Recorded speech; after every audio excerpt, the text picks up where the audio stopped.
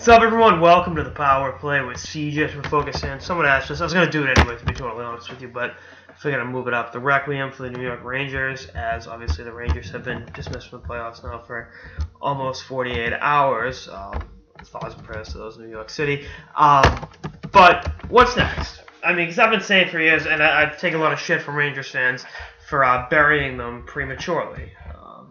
The old Mark Twain quote, reports my demise were greatly exaggerated. That's been applied to my analysis of the New York Rangers maybe a little bit too frequently over the last, call it, 2 years.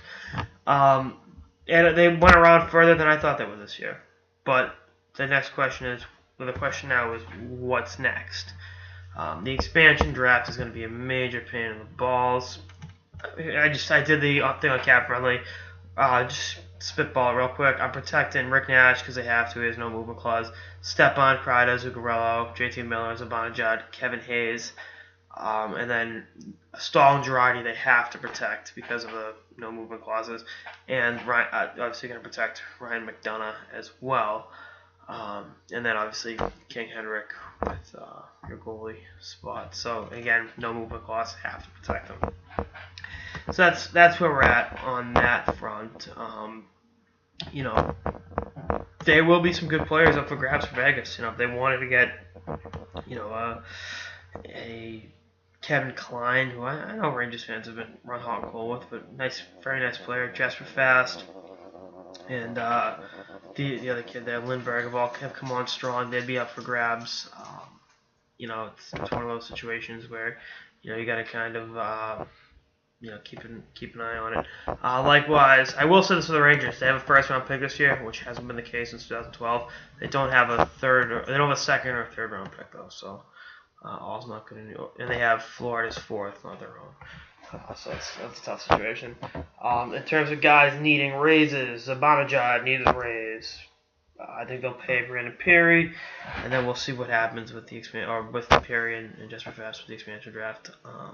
In terms of do they bother re-signing them. Tanner Glass, I know he had some cute moments in the playoffs, but he's good as going. I think they will try to re-sign Brendan Smith. I don't think they will sign Brendan Smith. And that's an unfortunate situation. But, hey, it's life in the big city. I think Brady Shea is the best player they've drafted and developed in a while. And I think having him in the fold and seeing what he did this season, I think there's reason for optimism in New York on that front. Again, I think the Rangers are now kind of in the wilderness.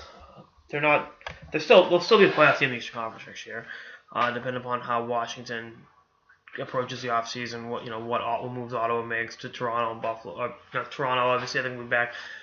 Does Buffalo take the next step? What happens to their Rangers neighbors in Metro New York, the Islanders and Devils, as they face pretty intriguing off seasons themselves. So there's a whole lot going on with this Rangers team, and we'll see how it all shakes itself up over the next few weeks and months. But it's going to be an interesting look for the New York Rangers. And again, I doubted them maybe more than I should have, but it's going to be a tough situation for